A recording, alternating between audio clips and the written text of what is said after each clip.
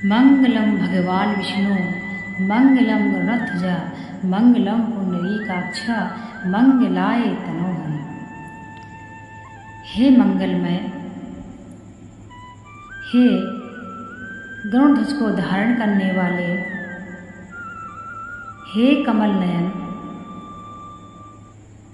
हे मंगल मूर्ति, सबका मंगल करें। मित्रों, गरुड़ पुराण हिंदू संप्रदाय से संबंधित है तथा गरुड़ पुराण के अधिष्ठाता देवता सृष्टि के पालनकर्ता भगवान विष्णु जी हैं। गरुड़ पुराण को समझकर व्यक्ति अपने जीवन की गति को सुधार सकता है।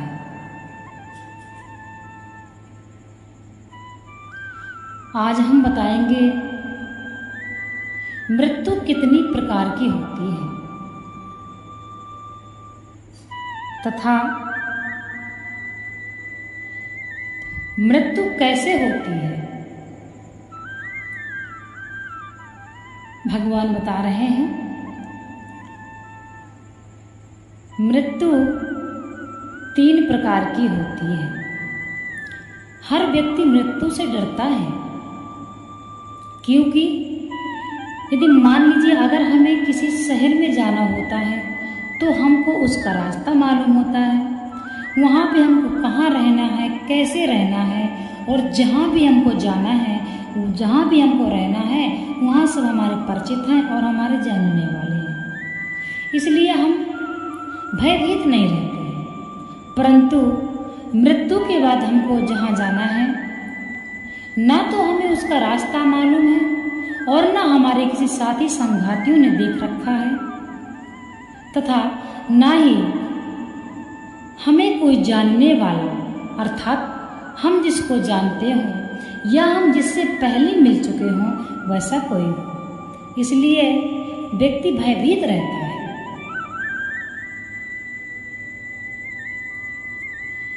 मृत्यु से सभी व्यक्ति भयभीत रहते हैं, क्योंकि अपने जीवन काल में जो व्यक्ति धन जोड़ता है, अपनी संपत्ति इकट्ठा करता है, उसको उसका भय रहता है मेरे जाने के बाद, मेरे मरने के बाद मेरी संपत्ति का क्या होगा, मेरे पैसे का क्या होगा। अधिकतर मनुष्य इस बात से भी परेशान रहता है।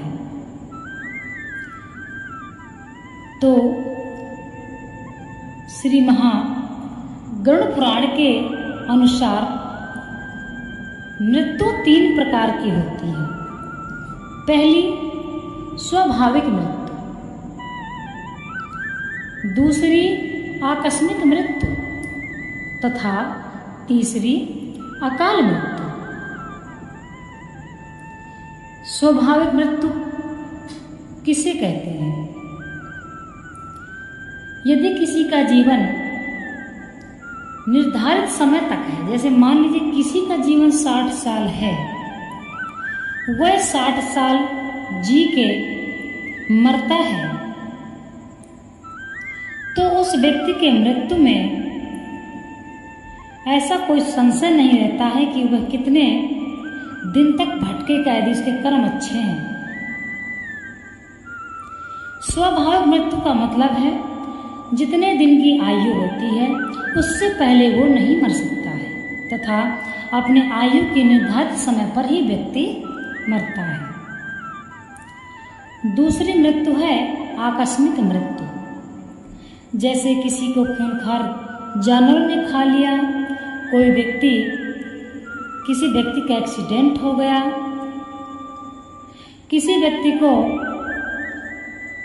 अटैक आ गया, तथा कोई असाध्य बीमारी से व्यक्ति के प्राण निकल गए।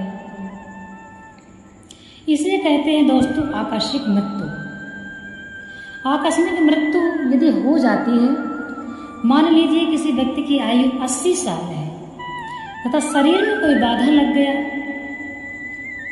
सर्प काट लिया, कोई गहरी बीमारी हो गई, असाध्य कोई रोग पकड़ लिया, किसी जानवर ने खा लिया तो वह होती है आकस्मिक मृत्यु। तो यदि कोई व्यक्ति 60 साल में ही किसी व्यक्ति की आकस्मिक मृत्यु हो जाती है तो उसकी जीवात्मा 20 साल भ्रमण करती है, भटकती रहती है तथा 20 साल के बाद उसको पुनः नया शरीर धारण करने को मिलता है। इसे कहते हैं आकस्मिक मृत्यु। तथा आकस्मिक मृत्यु के पश्चात तीसरी मृत्यु है अकाल मृत्यु। अकाल मृत्यु में अपने पूर्व जन्मों के पाप से कुछ भी लेना देना नहीं होता है। अकाल मृत्यु में व्यक्ति वर्तमान के पापों से ही इतना बोझिल हो जाता है कि वह आत्मा का त्याग कर देता है। जैसे कोई व्यक्ति कुएं में कूदता है, कोई व्यक्ति फांसी खा लेता है तथा कोई व्यक्ति जहर खा लेता है, कोई व्यक्ति आग लगा लेता है। इसे कहते हैं अकाल मृत्यु। वह वर्तमान में ही ऐसे कर्म करता है कि वह अपने कर्मों को नहीं झेल पाता है, मजबूर हो जाता है और वह वर्तमान में अपने को अकाल मृत्यु को प्राप्त कर लेता है। ऐसे व्यक्ति को नया शरीर धारण करने को नहीं मिलता है, अर्थात ऐसे व्यक्ति को कभी मोक्ष प्राप्त नहीं होता है। उस व्यक्ति की आत्मा कालांतर तक भटकती रहती है। इसलिए सभी से हाथ जोड़कर निवेदन है कि कितनों भी बड़ी परेशानी हो, भगवान का ध्यान करिए, धैर्य रखिए तथा अपने ईश्वर पर संपूर्ण भरोसा रखिए और ऐसा कदम कभी भी नहीं उठाना चाहिए। देखिए, एक रास्ता बंद होते ही भगवान व्यक्ति का दूसरा रास्ता अवश्य खोल देते हैं। यदि एक रास्ता आपका बंद हो रहा है, आपको अंधेरा दिख रहा है कि मेरा कोई नहीं है, कैसे भी आपत्ति आती है, तो कृपया धैर्य रखिए और ऐसा कदम नहीं उठाना चाहिए। जो भगवान की भक्ति में लीन रहते हैं, जो अपने जीवन में किसी भी जीव को नहीं मारते हैं, हिंसा नहीं करते हैं, किसी को दुख नहीं पहुंचाते हैं तथा भगवान की भक्ति में अपना जीवन व्यतीत करते हैं, ऐसे व्यक्ति नारायण के पास वैकुंठ धाम जाते हैं तथा उनके ही चरणों में समा जाते हैं। उनको मोक्ष की प्राप्ति हो जाती है। मृत्यु,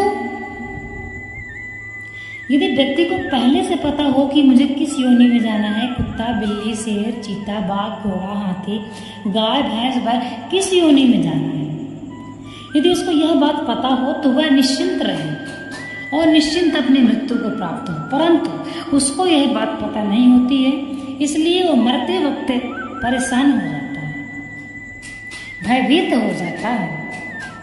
इसीलिए कहते हैं अपने जीवन में व्यक्ति को ऐसे कार्य नहीं करना चाहिए जिससे व्यक्ति का परलोक बिगड़े तथा आत्मा को अनंत काल तक कष्ट मिले, आत्मा को भटकना पड़े।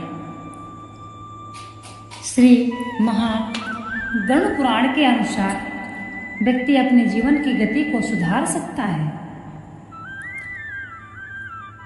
गरुड़ पुराण हिंदू संप्रदाय से संबंधित है। इसको सभी पढ़ सकते हैं, सभी इसका ज्ञानार्जन कर सकते हैं। बहुत से व्यक्ति गरुड़ पुराण को पढ़ने में डरते हैं, कहते हैं नहीं पढ़ना चाहिए, परंतु यह इसी प्रकार पढ़ना चाहिए जैसे हम लोग श्रीमद् भागवत गीता पढ़ते हैं। भगवान श्री कृष्ण ने जो जो हमको समझाया, ऐसे हमको नारायण समझा रहे हैं। गरुड़ भगवान समस्त संसार के लिए है। इसको आप जब तक नहीं पढ़ेंगे तो आप परलोक का विवरण नहीं समझ सकते हैं। इसलिए आपको गरुड़ पुराण